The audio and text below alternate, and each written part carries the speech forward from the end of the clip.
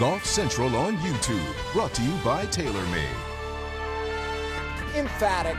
His rounds of 61, 64, 66, 22 under par in this three-day event in Ridgedale, Missouri. And here is what Lefty said afterwards.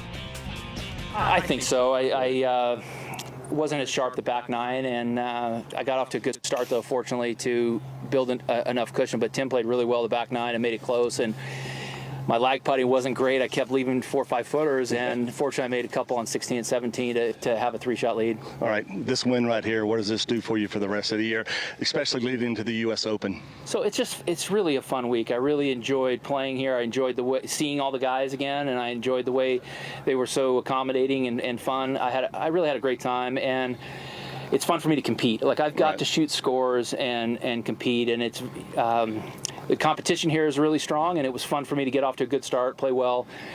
I'll take a week and a half off before I go play, hopefully in Napa, if we can get the fires to subside. I'm hoping that we don't cancel the tournament and that people are safe there.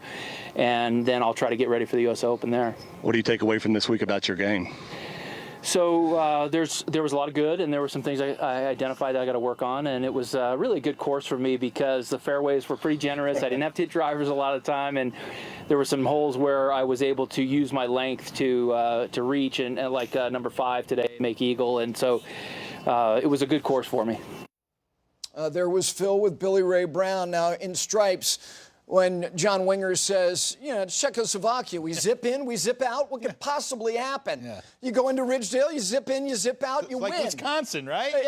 Exactly. And you know what Bill Murray said, he says, or what Ramus said, is he said, I got my butt kicked in Wisconsin. Well, Phil kicked the rest of this field. He did. Yeah, he did. And the thing about this debut for him is you look at the way Phil was playing on the PGA Tour, it was very uninspiring. It just didn't look very good. He said he was playing tight. He said he was shooting the numbers at home, but he wasn't translating it to the golf course, in competition on the PGA Tour.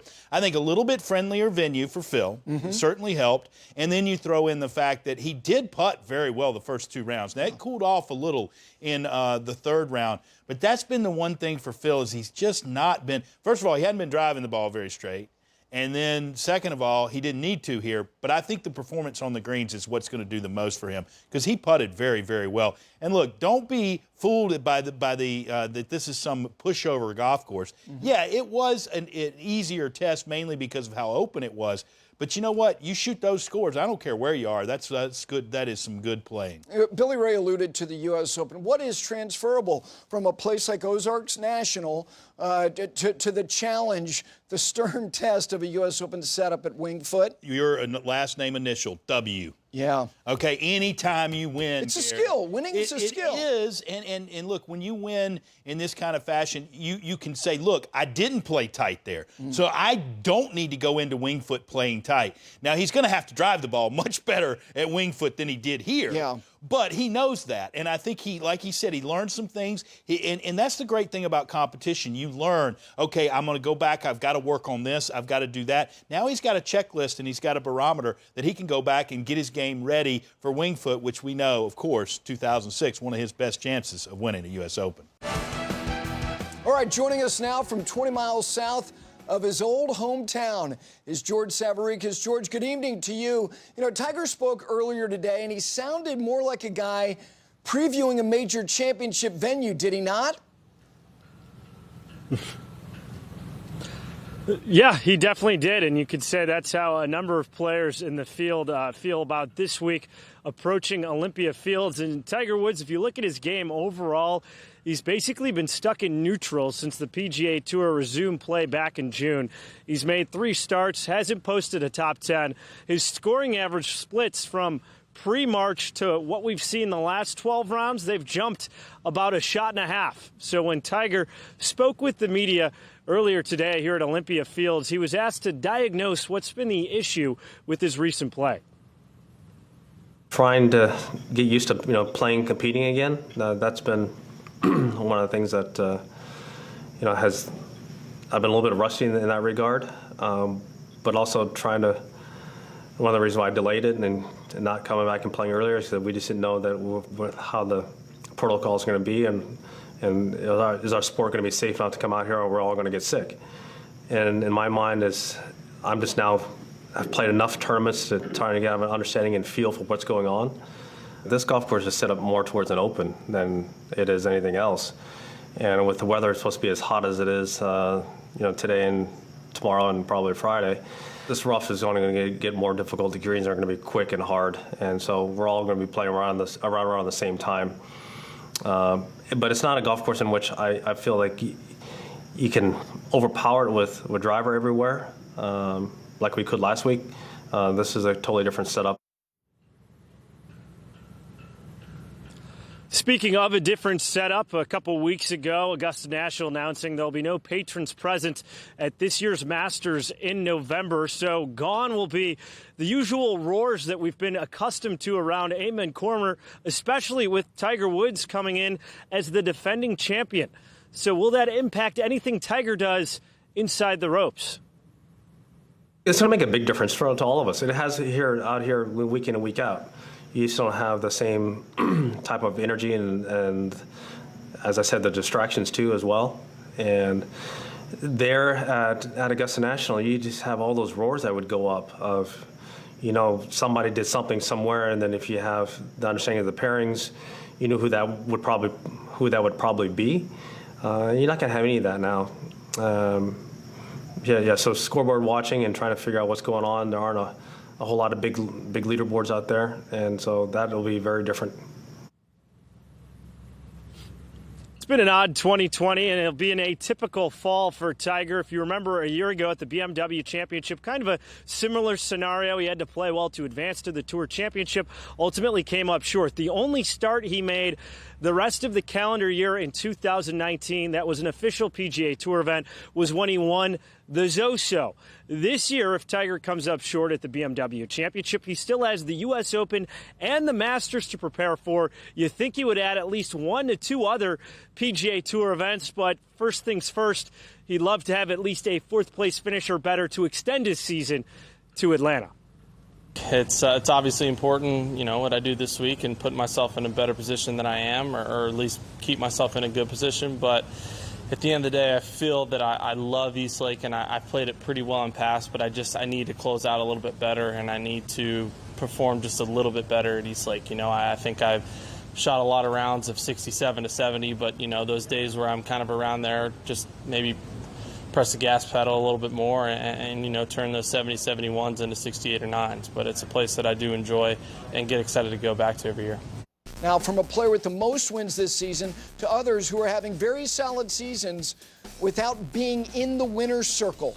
The highest ranked in the FedEx Cup standings without a win, starting with Harris English. You can see him there, 6 by virtue of that second-place finish. He's got those 6 top 10s, followed by Schauffele, Scheffler, Matsuyama, and Answer. George Savarickas rejoins us now. George, we focus on winners primarily every week, but the guy who sits closest to the top of the FedEx Cup standings in terms of between him and number 1 is a guy who has not won, and he is one of the better stories this year, is he not? Gary, definitely is. It's been a pretty remarkable past 12 months for Harris English. A year ago at this time, he was outside the top 350 in the world, was playing the Korn Ferry Finals. Fast forward 12 months, he's on the cusp of once again being inside the top 50 in the world, currently 53rd, all the way up to 6th in the FedEx Cup standings. It's one thing for a player to ride the elevator shaft up that first time and crack the top 50 in the world, but to tumble down like Harris did and then show that resilience to try and get back there a second time, that's pretty rare. And English has said he savored every step of that journey. It's been quite the ride of ups and downs, and I feel like I've learned a lot about myself. And I feel like I am a more complete player this go-around. It happened pretty fast. 2013, 2014, I think I've reached maybe 32, 34 in the world. It happened pretty fast, and I don't know if I was quite ready for it, of what all the expectations that come with that. I feel like I've been probably one of the most consistent players this year. Really over the past 6 weeks, I feel like my game's been in a great spot, and had a taste of being in contention last week, and in the final round with Dustin, I feel like I played really well, and I'm ready for it. I feel like I got a good team around me, like I said. My caddy Eric's been awesome and super positive through the whole thing, and I'm excited for him, and we're ready to make a run at it.